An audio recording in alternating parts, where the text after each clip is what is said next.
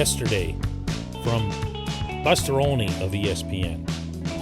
There is a desperate need for MLB, the Players Association, to talk about all the pitching changes and restoring the preeminence of the starting pitchers.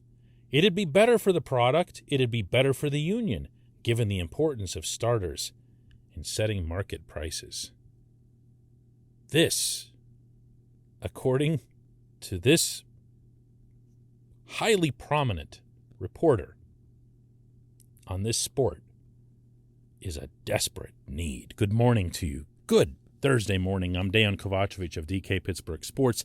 This is Daily Shot of Pirates. It comes your way bright and early every weekday. If you're into football and or hockey, I also offer up daily shots of Steelers and Penguins, where you found this. I am not here to go after Buster. This is a terrific reporter, terrific analyst, and a guy I've never had an issue with. Just a class gentleman in every context. So let me say that up front. Now, let me further say that this is everything that's wrong with the national baseball media, all encapsulated in a single tweet. If you're going to refer to something that is a desperate need for Major League Baseball and the Players Association to talk about, and the first thing that doesn't come from your mouth or your keyboard is a salary cap or some other way to address the gross and increasing economic imbalance among the majors' 30 teams, then wow, how do you do that? How do you tweet something like that and think to yourself, yeah, this is okay. This is okay. I'll put this out to an audience that will be receptive / understanding of this position. How do you do that? You want to know how?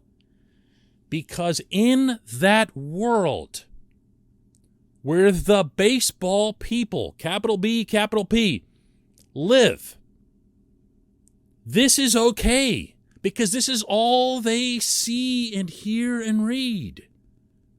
Because who's actually interested in baseball, or the most interested in baseball, certainly at this time of year? Well, of course, it's, New York, Boston, Los Angeles, the big markets, the ones that compete on a regular basis, the ones that are there year after year. I could throw Houston into that too. Houston's a top 5 market in the United States.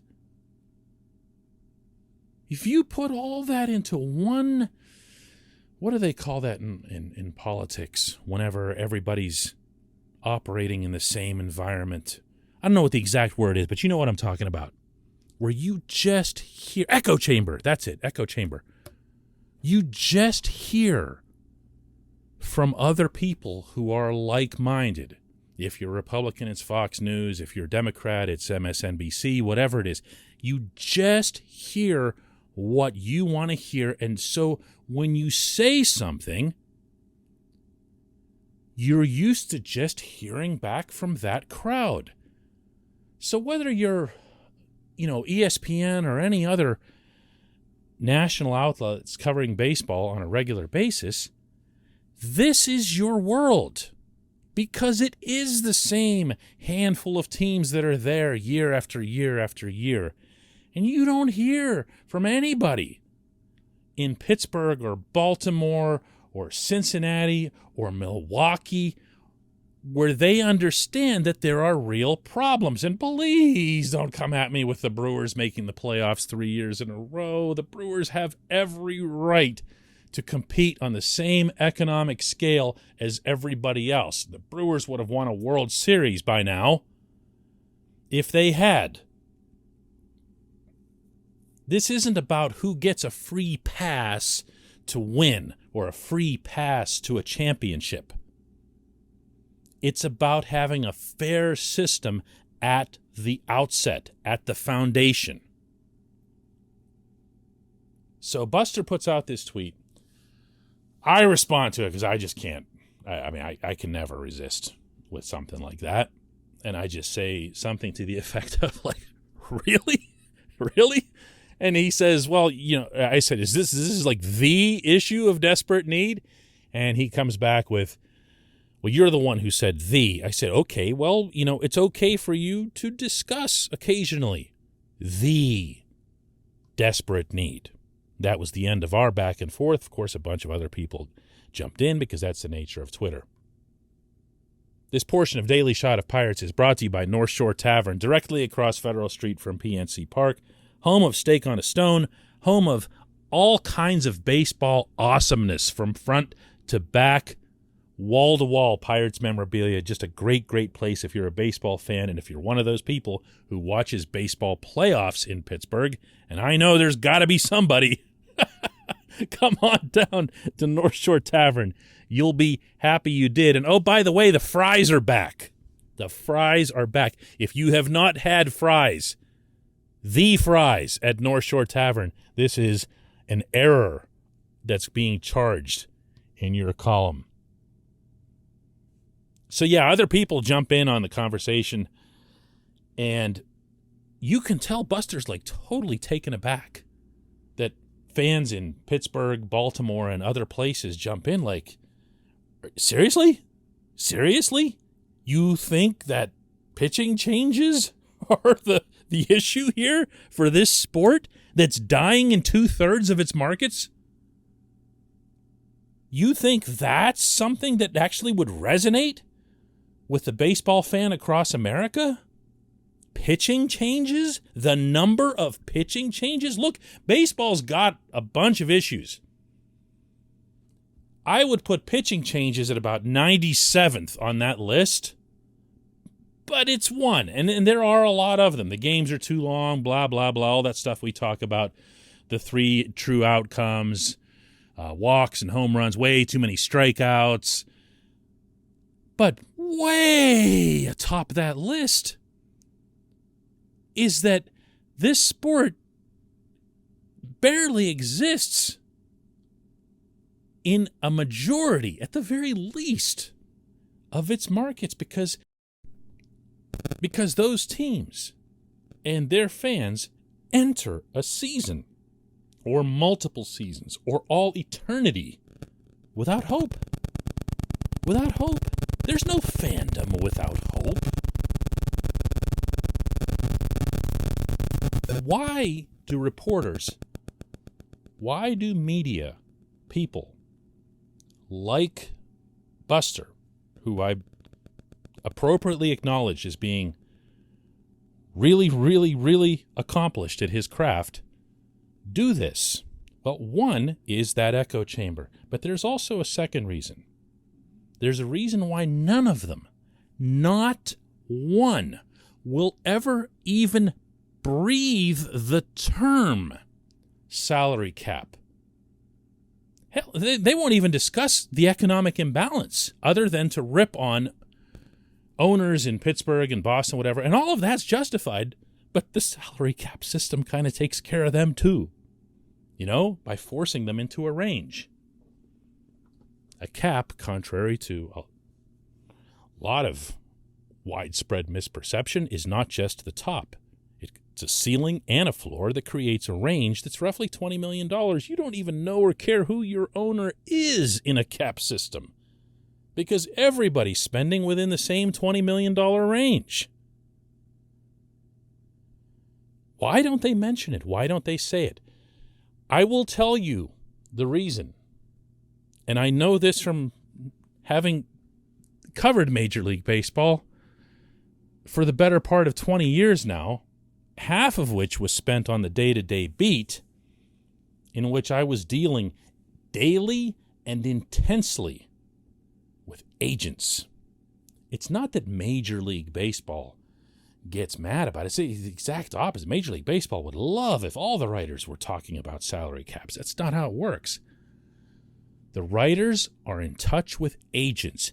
Agents feed them probably 99% of all of their breaking news. And again, I know this because I lived it. I'd be out going for a walk or whatever, and I'd hear something from Ryan Domit's agent or Freddie Sanchez's agent, and they would say, hey, you can get this before they put it out. And I'm running, I'm sprinting like a track star to get to my computer so I can put out this great big exclusive, and I'm thanking that person like crazy. Oh, thank you, Mr. Agent. Thank you. You're so nice. What else can I do for you? Yeah, sure. And you're getting into all kinds of conversations that at times can feel a little bit uncomfortable. You become beholden to the agents. I have been there. I am speaking from experience.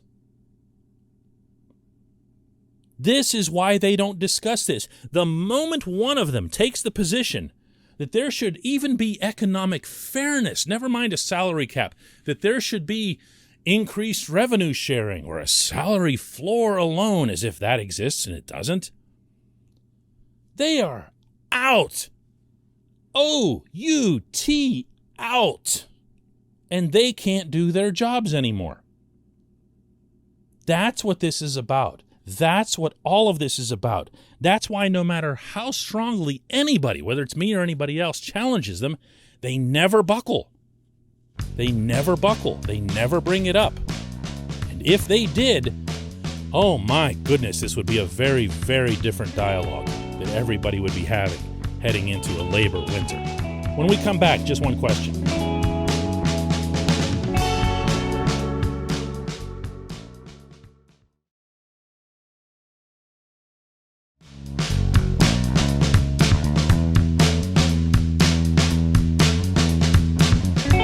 Welcome back. It's time for Just One Question. And today's J1Q comes from Clay McInerney, who asks, if there is a work stoppage/interruption, how will player development in the minors be affected? Will those prospects who are on the 40-man, such as Rowanzi Contreras, Miguel Yajure, O'Neal Cruz, Tucupita Marcano specifically, be unable to play in Indianapolis? They will not be able to play because they will be part of the 40-man roster. Any labor issue other than what you just heard about in the past week, constituting Major League Baseball's pledge to cover all housing for all minor league players, exempts the minors. The minors are in their own world when it comes to any sort of collective anything, really. You don't make it into the Major League Baseball Players Association until you are on the 40-man roster, and you have to be on the 40-man roster in order to be represented by the union, which, by the way, is one of the many screwed up things about this entire process, because on one hand, you're looking at Trevor Bauer getting $40 million a year to pitch for the Dodgers. Never mind what actually happened to him. I'm just referring to the pay rate. And then you're also hearing and reading stories from across the continent about minor leaguers who are living in legit poverty settings. Like, not like using the word to be dramatic, but actual poverty settings. Because that's just the way everybody in that union, at the top of that union, thinks. Everybody only ever focuses on the upper end. That's how they deal with their own players as well. A salary cap system would make more money for more players than the current system. But that's not the way they go about it. They want to make sure that they're taking care of Bryce Harper, and then whatever trickles down to the masses makes it there, or it doesn't. That's who they are, and that's been their approach going back, I mean, before Don Fair. And, this subject. I have a hard time with it. I don't do a whole lot of the, this is how things were when I was da-da-da-da-da, whatever. But I remember what baseball was like when every team had the same chance. If your team stunk, it stunk on merit. If your team was great, it was great on merit. If your city supported its team, you'd be able to find a way to keep the players that you want to keep. If you didn't, oh well. Oh well, you were going to lose them. And this isn't that. This is nothing like that. It's hopeless. This system, as is currently constituted, is hopeless. And that's just an amazingly dark, dark place to be in sports, in the world of sports fandom. I don't know. If you guys are tired of me talking about this, let me know. This really resonates with me, especially this time of year when I'm watching the same 4, 5, 6 teams competing for the World Series. When I'm watching, who's even in this thing right now? I know the Dodgers have to be because they bought their way in. Dodgers and Braves and Red Sox and Astros. Yeah, that's really expanding the field there. That's really expanding the field. If you guys don't want me to talk about this, let me know. Let me know. I can get right back to positional breakdowns and let's go around the diamond and the prospects and whatever else here. In the meantime, today, go to dkpittsburghsports.com. And I mean this. You will see at the top of our site an extraordinary piece by Alex Stumpf, our Pirates beat writer, about the way the Pirates are developing talent, the methodologies that they're using. He went out and got his fingernails dirty and got himself an extraordinary story with examples, with powerful examples of things that are being done. You know what? How about we do this? Let's talk about Alex's story tomorrow instead of all this other nonsense. I appreciate everyone listening to Daily Shot of Pirates.